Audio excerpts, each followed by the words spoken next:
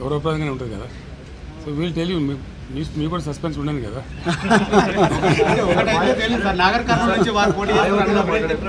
ఎందుకు పెద్దపల్లి నుంచి చేయొద్దా, ఇంకో చోట చేయొద్దా, ఇక్కడ చేయొచ్చు కదా. స్టేట్ ప్రెసిడెంట్ వరంగల్ నుంచి చేయొద్దా, ఎక్కడైనా చేయొచ్చు, దానికే ఉంటుంది. జనరల్ సీట్ కూడా చేయొచ్చు, జనరల్ సీట్ కూడా చేయొచ్చు కదా. నేను ఇంకా తనతో మాట్లాడలేదు. ప్రవీణ్ గారు మాట్లాడి ఓకే చేసుకొని మళ్ళీ నాతో మాట్లాడారు. నేను రేపట్ల మాట్లాడతాను. పాత పరిచయం ఇతర పార్టీలు ఏమన్నా కలిసి వచ్చే అవకాశం ఉంది? చూద్దాం ఏం జరుగుద్దో. సస్పెన్స్ ఉంది కదా మనకి ఇప్పుడు. Thank you sir. Modi tour పై ఒక మాట మీద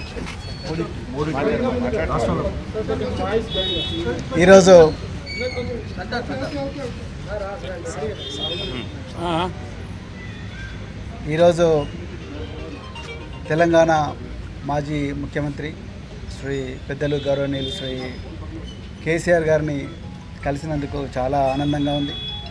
మరి ఈ తెలంగాణనే కాదు, యావత్ భారతదేశం కూడా ఈరోజు లౌకికత్వం అంటే సెక్యులరిజం, లౌకికత్వం ప్రమాదంలో ఉన్నది. మరి భారతీయ జనతా పార్టీ చాలా పెద్ద ఎత్తున కుట్రలు చేస్తూ ఉన్నది దేశాన్ని చిన్నభిన్నం చేయడం కోసం. మరి పూర్తిగా రాజ్యాంగాన్ని రద్దు చేయాలనే కుట్ర చేస్తూ ఉన్నారు.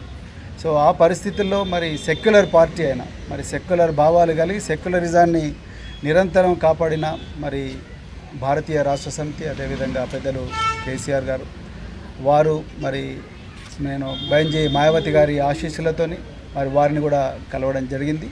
సో ఈ తెలంగాణలో ఈ రాజ్యాంగానికి ప్రమాదం ఏదైతుందో, లౌకికత్వానికి ఏదైతే ప్రమాదం ఉందో, ఈ బీజేపీ నుంచి తర్వాత మరి ఈ మధ్యనే కాంగ్రెస్ కూడా మరి బీజేపీ లాగానే మారుతూ ఉన్నది. ఈ రెండు పార్టీల నుంచి ముప్పు నుండి మరి తెలంగాణను కాపాడడం కోసం మరి మేము అంటే బహుజన్ సమాజ్ పార్టీ మరి భారతీయ రాష్ట్ర సమితితో కలిపి మరి పార్లమెంట్ ఎలక్షన్లలో కలిసి పనిచేయాలని ఇప్పుడే మరి పెద్దలు గౌరవనీయులు కేసీఆర్ గారి దగ్గర మరి మాట్లాడడం జరిగింది.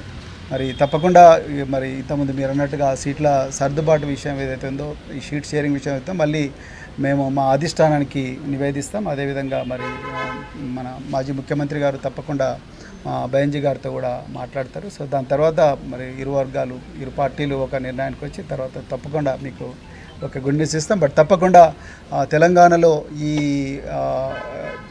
స్నేహం అనేది తప్పకుండా తెలంగాణ ప్రజల జీవితాలను మారుస్తుంది. తెలంగాణ ప్రజల విలువలను ఏదైతే గంగా జమున తహజీబ్ అని అంటున్నామో ఆ విలువలను, ఆ సంస్కృతిని తప్పకుండా కాపాడుతుంది. బహుజన వర్గాలందరి జీవితాలు బాగుపడతాయి. ఇలా నిరుద్యోగులు సంతోషంగా లేరు. సో పట్టుమని 4 నెలలు కాలేదు, ఇప్పటికీ మళ్ళీ నిరుద్యోగులు రోడ్ల మీదకి వచ్చే పరిస్థితి.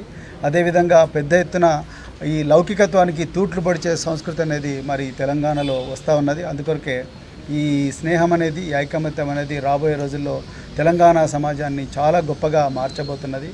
సో చాలా చాలా ఆనందంగా ఉంది అలా మరి ఈ విషయం మీతో మాట్లాడుతున్నందుకు. తప్పకుండా తెలంగాణ ప్రజలు దీన్ని ఆస్వాదిస్తారు, ఆశీర్వదిస్తారని చెప్పేసి నేను కోరుకుంటున్నాను. కేసీఆర్ గారు మరి ఈ సమయం మాకు ఇచ్చినందుకు మరొకసారి ధన్యవాదాలు చెప్తాను. అన్ని అంశాల్లో కలిసి పనిచేస్తారు రెండు పార్టీ. ఇప్పుడు పార్లమెంట్ ఎలక్షన్స్